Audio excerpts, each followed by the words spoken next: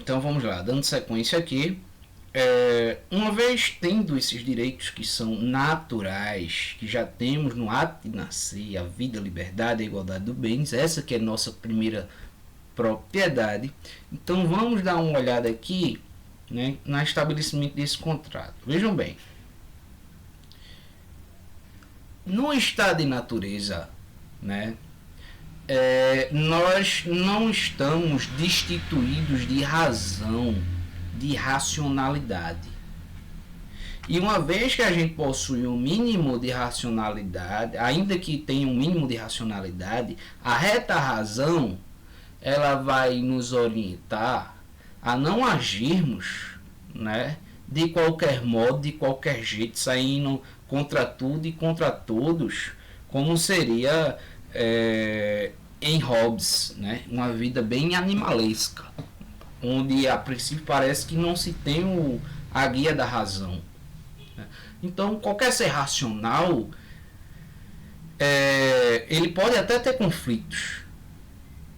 Há essa possibilidade do conflito, né? Sobretudo nessa questão da divisão dos bens, naquilo que é direito meu, que é propriedade meu, e aí a questão da invasão. Mas assim, são exceções, né? São casos mais específicos. No geral, digamos que as pessoas têm um mínimo de bom senso de saber conviver. No entanto, a possibilidade do conflito ela é sempre eminente. E sendo a possibilidade do conflito, ainda que não seja tão intenso enquanto Hobbes, mas sendo ela eminente, sendo ela possível, se acontecer, quem vai ser o mediador? Imagine que duas pessoas estão tendo conflito para saber sobre determinado objeto, quem é o dono de fato desse objeto. Se não houver outro mediador ali, então os dois vão discutir e nenhum vai abrir mão de fato. Como é que a justiça vai acontecer? Como é que vai saber de fato quem é merecedor, quem é o dono de determinado objeto? Estou citando um exemplo muito simples, mas vê-se aí que há sempre a necessidade de um terceiro que medie os conflitos, que medie as situações e que prezem pelo direito e pela liberdade individual. Então, para garantir o direito às propriedades, sobretudo essa propriedade no sentido em que já mencionamos aqui, a vida, a liberdade e a igualdade dos bens, para evitar os possíveis conflitos, então o homem decide fazer um contrato. Surge aí a figura do Estado. Surge por essa necessidade e com essa finalidade de mediar os conflitos, né, e sobretudo evitá-lo e preservar o direito à propriedade, tá? E aí quando a gente fala em propriedade é sobretudo na propriedade nesse primeiro sentido da vida, liberdade e igualdade de bens. Essa proteção aos direitos individuais naturais. Então o contrato ele surge no primeiro momento com essa finalidade, certo? Só que como a gente vai observar, é mais uma diferença aí que surge de Locke para Hobbes. Por quê? Em Hobbes o poder ele é absoluto. As liberdades individuais elas são concedidas ao governo que controla tudo. É o grande Leviatã, é o Estado que interfere em tudo. Em Locke não. Né? Em Locke, o governo pode até ser destituído, ao contrário de Hobbes, porque em Hobbes o que o governo fizer, ele está fazendo em seu nome, porque você que escolheu ele para ler. Né? A não ser em raras exceções e casos gravíssimos é que pode ser destituído. Em Locke não. Né? Em Locke vai ter inclusive a noção de poderes distintos. Em Locke vai surgir aí a questão do legislativo e do executivo. Né? São alguns comentadores vão falar que, quando eu falo comentadores, né, estudiosos da Locke, vão falar em 3 poderes, em outros vão falar em 2 poderes, mas sendo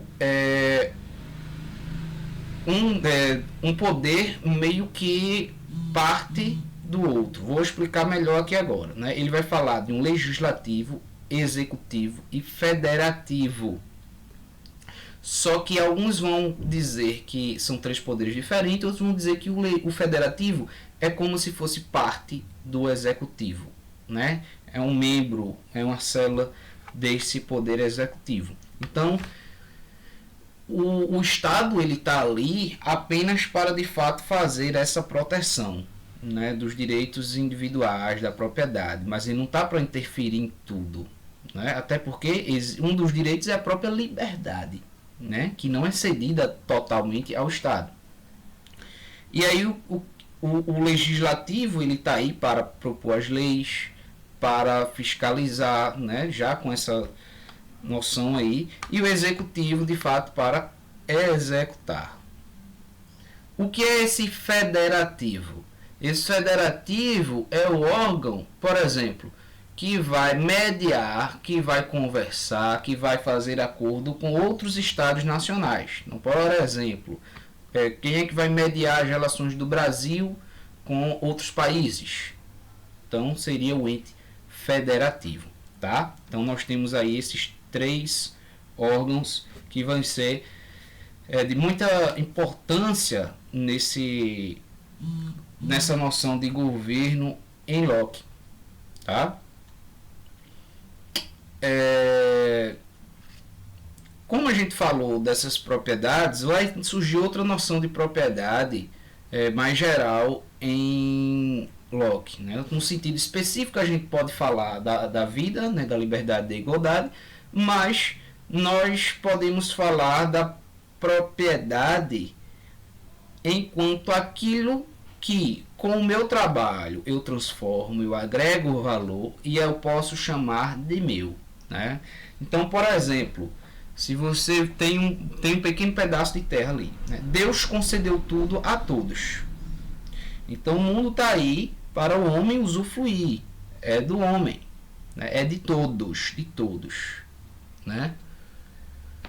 Mas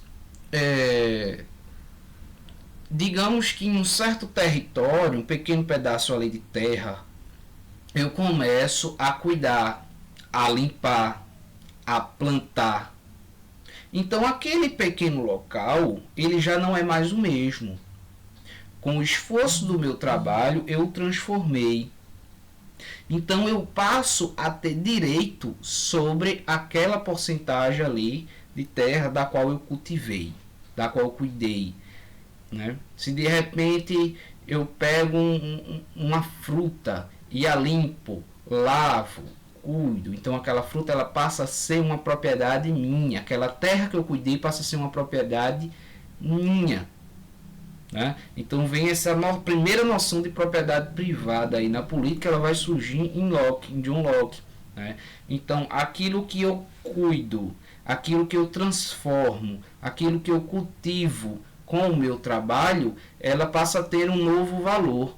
Ela foi transformada e aquilo ali eu posso chamar de meu. É uma propriedade minha, né? Então, é uma propriedade individual. É algo que eu transformei, é algo que eu cuidei, é algo que eu agreguei valor, é algo que eu trabalhei, que eu me dediquei, que eu pus meu esforço, meu tempo.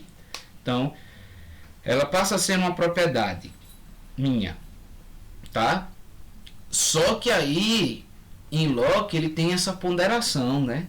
Até que ponto é legítimo? Então tudo que eu sair pegando e cuidando pode ser meu? Você te calma, né? Cada um pode fazer isso naquilo que é necessário, suficiente para a sua sobrevivência, que você dê conta de cuidar. Imagine que você pega uma porcentagem tão grande de terra que você nem dá conta de cuidar de tudo, nem precisa disso tudo, não é necessário. Então isso para ele já seria ilegítimo, né?